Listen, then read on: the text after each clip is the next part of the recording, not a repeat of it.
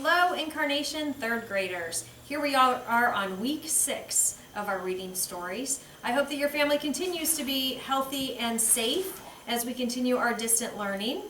This will be the last week of our second batch. This week we're going to be reading a story called The Journey of Oliver K. Woodman. I really enjoy this story because it's sort of a funny fantasy story. So let's start with vocabulary.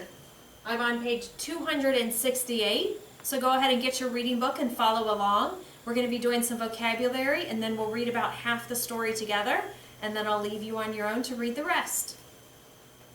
Vocabulary word number 1 is sincere. This president had sincere hopes. He truly wanted to change unfair laws. Sincere means honest and truthful. So in this story, we're going to read a little bit about honesty. Number 2, managed. Artist managed to carve this special monument. It was not easy. Managed means to succeed in doing something. Number 3, loaded. Before sailing, people loaded onto this swan boat. They piled on. There's the definition right in the clue words there. They piled on. Loaded means to put into a vehicle or container to be carried. So, to pile on. Number 4, loveliest. Oregon's Crater Lake is one of the loveliest national parks. It is beautiful. Loveliest means beautiful. Number 5, conversations. Conversations in a museum must be quiet. People should speak in whispers. Conversation is a discussion between 2 or more people, and obviously in a museum it has to stay quiet. Inspired. Number 6, this statue has inspired people. It makes them believe in freedom. Inspired means to have filled someone with emotion or moved that person into action. So in this particular state, inspired means they're going to believe in that freedom that they have coming to the new country. Number 7, reunion. This family went camping for their yearly reunion or gathering. There's the definition right in the sentence. Reunion means a gathering. Maybe you have a family reunion each summer as well. Number 8, currently. Currently, this fort is a museum. Soldiers no longer live here. Currently means at the present time. At the present time, we're doing this reading story through a video instead of in the classroom. Currently on a video. Pleasure. People get pleasure or enjoyment from riding this old merry-go-round. There's the definition right in the sentence. Pleasure or enjoyment. Number 10, terror. When people look down at the Grand Canyon, they may feel terror or fear. There's the definition again. Terror means fear. Let's flip to the next page. I'm going to read the section on the top called Sending Messages. Think of all the ways people communicate today. People send messages in many ways, including emails and letters and postcards and text messages. Even smiling and waving at one another are ways to communicate.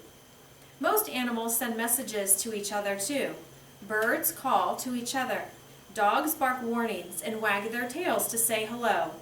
The Journey of Oliver K. Woodman tells the story of how people help the strangely quiet Oliver K. Woodman send messages in interesting and amusing ways. I think it's very interesting we're reading a story about sending messages right now, as in the last couple weeks we've had to find many new ways to send messages and communicate with you because we are not in the classroom. We've had to do some messaging on Zoom, and I'm sure you're messaging with your friends maybe by texting and on chats. We've also had these video messages and emails, lots of different ways for people to communicate. And communication is very important in our lives. This story also is written sort of in a letter form, which follows along with a friendly letter that you wrote all of your teachers the past couple weeks. So when you read it, it's going to read like letters from one person to the next, which I think is very interesting. This story, I am now on page 272. This story is a fantasy. It's an imaginative story that could not happen in real life. So as you read, I would like you to pay attention to the story events and settings that are not realistic, and to characters that act in ways that are not real. So we have a character in this story, a wooden character that obviously is not real, but he does act like a real character. So that's what you are going to pay attention to. How is this character able to travel across the United States? How does this character speak and act like a person?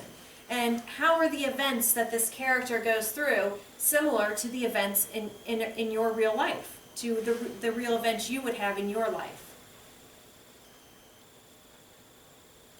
The author is Darcy Pattison. Oliver K. Woodman, the creator Darcy Pattison created, has become so popular that students at schools in New York, Indiana, and other states have their own wooden models of him. Wherever they travel, they take Oliver with them and bring back postcards and journal entries from his journey. It's similar to along the lines of Flat Stanley that you did in second grade. Meet the illustrator, Joe Capita. Joe Capita does woodworking as a hobby, so when he was illustrating this story, he drew Oliver K. Woodman as if he was really going to build a character out of wood. Our author Darcy Pattison loves how Capita's art turned out. Oliver has no mouth, yet you would swear that he is smiling at us, she says. So let's go ahead and look at the title of this story. And this story I want you to think about, because when I see this picture of Oliver and this wooden man, I think it's probably going to be a little bit of a funny story. So our purpose for reading this is just to figure out what are the events what are the events in the story? What happens to Oliver? What is his journey? Does he succeed in where he's going?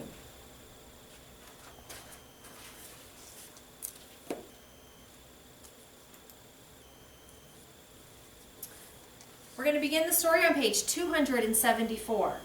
You'll notice that the formats look very much like a friendly letter. There's the greeting and the body and the closing. This is written on May 10th from Red Crest, California. Dear Uncle Ray, please come to visit us this summer. We will go camping. We can swim and catch fish. You are my favorite uncle. Please say you will come. Love, Tamika. So here we have a little girl, her name is Tamika, and she's writing a letter to her Uncle Ray, asking if he can come and visit this summer. And so what does he do? He writes back on May 17th. Look at the dates now, May 10th to May 17th. We're not talking about writing an email or a text. We're talking about her putting this in the mail and sending it. So of course it's going to take a couple days for that physical letter to go from her mailbox and post office to his mailbox and post office. So he writes on May 17th from Rock Hill, South Carolina. Dear Tamika, I'd love to come to California, but I can't. I will be building kitchen cabinets for some new apartments all summer, but maybe my friend Oliver will come to visit. Love, Uncle Ray. So you can see that he really cares for her. He's building a man out of wood, much like he would build the cabinets, that is his job, to do some traveling to see Tamika.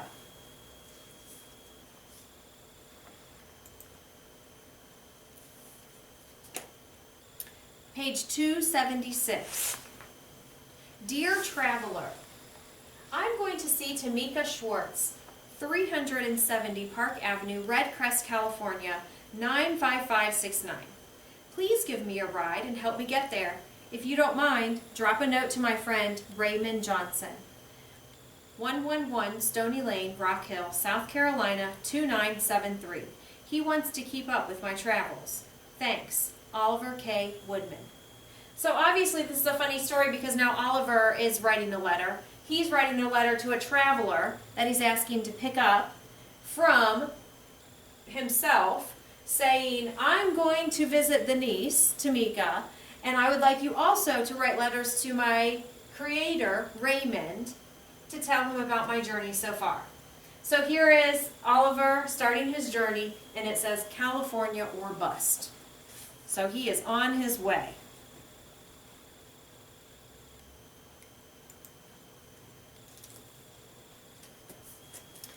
We're now on June 1st from Rock Hill, South Carolina. Dear favorite niece Tamika, Oliver left this morning. Let me know when he gets there. It should take him a couple of weeks, or maybe more. It's hard to say. Love, Uncle Ray. So there's Uncle Ray sending Tamika a friendly letter saying he's on his way, but it's going to take a while. June 4th. McTavish Plantation outside of Memphis, Tennessee. Dear Ray, for 2 days Oliver rode in the back of my truck and kept Bert, my Branham Bull company. I delivered Bert to his new home and he's settling in, but he'll miss his late night conversations and singing with Oliver. I left Oliver east of the Mississippi River just outside Memphis and hurried home to my beloved Amelia. Yours truly, Jackson McTavish. So now we have a traveler who picked up Oliver K. Woodman. He's writing a letter to Ray saying, well, here, Oliver spent a couple days with me. He sat in the back of the truck while I transported my animal from one location to the next.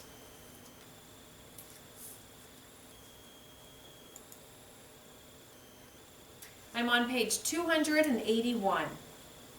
We're now at June 8th, Forest City, Arkansas. Hi. Mr. OK is okay. Quinn and Sherry went to a basketball game at the Pyramid in Memphis, Tennessee last weekend and brought Mr. OK back. He hung out with us for a couple days and all the girls liked him better than Quinn. So when Quinn's cousin's boyfriend's aunt was leaving to visit her sick grandfather in Fort Smith, Arkansas, the guys loaded Mr. OK into the aunt's station wagon and sent him on his way. We didn't even get to say goodbye. Cherry, Sherry's sister for the gang. P.S. If you see Mr. OK, tell him we all said goodbye. So you can see that Oliver spent a lot of time with sort of a funny family there. She's talking about how he met this cousin, and he left so quickly that he didn't even get to say goodbye. So I think that they were very happy to have him.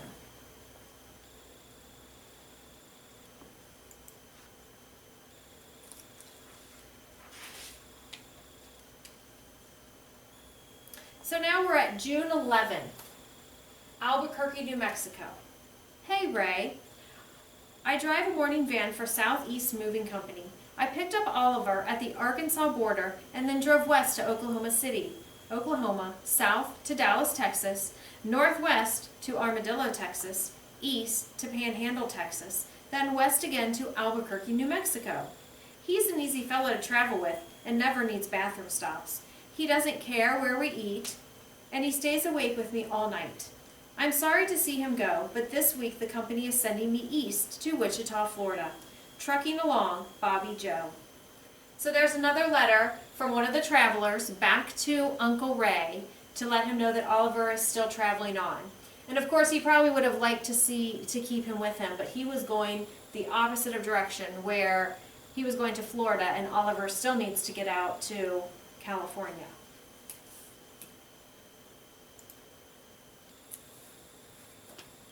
Page 284. We're at June 28th now. If you remember, we started back in like May 10th, I think. Dear Tamika, I've had no word from Oliver in 17 days. I'm starting to worry. What if he's lost? Please call me if he turns up at your house. Love, Uncle Ray.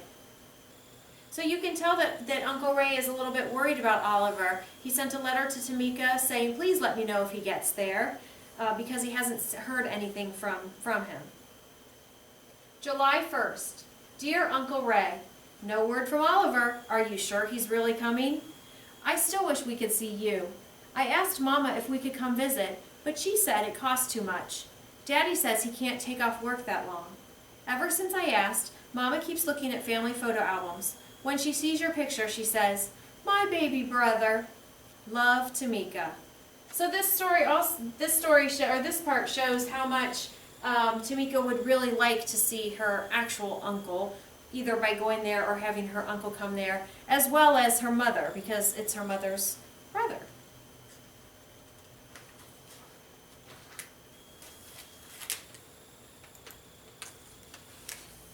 Now we're at July 4th, Salt Lake City, Utah.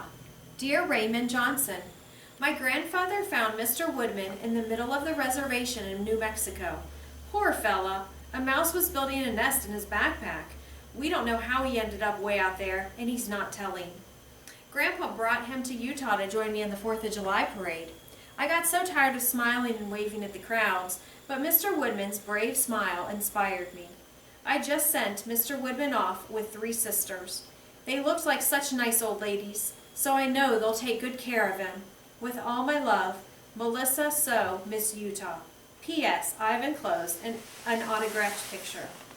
So obviously, everyone was worried about Oliver, and here he ended up on a reservation in New Mexico, probably sitting there for a while instead of traveling. And of course, he couldn't ask about traveling. So the next page takes us to his journey with the 3 sisters, which if you look at that page looks a little funny. And we're going to stop here, and you can read the rest of the story on your own and find out the rest of the adventures of Oliver K. Woodman. Happy reading!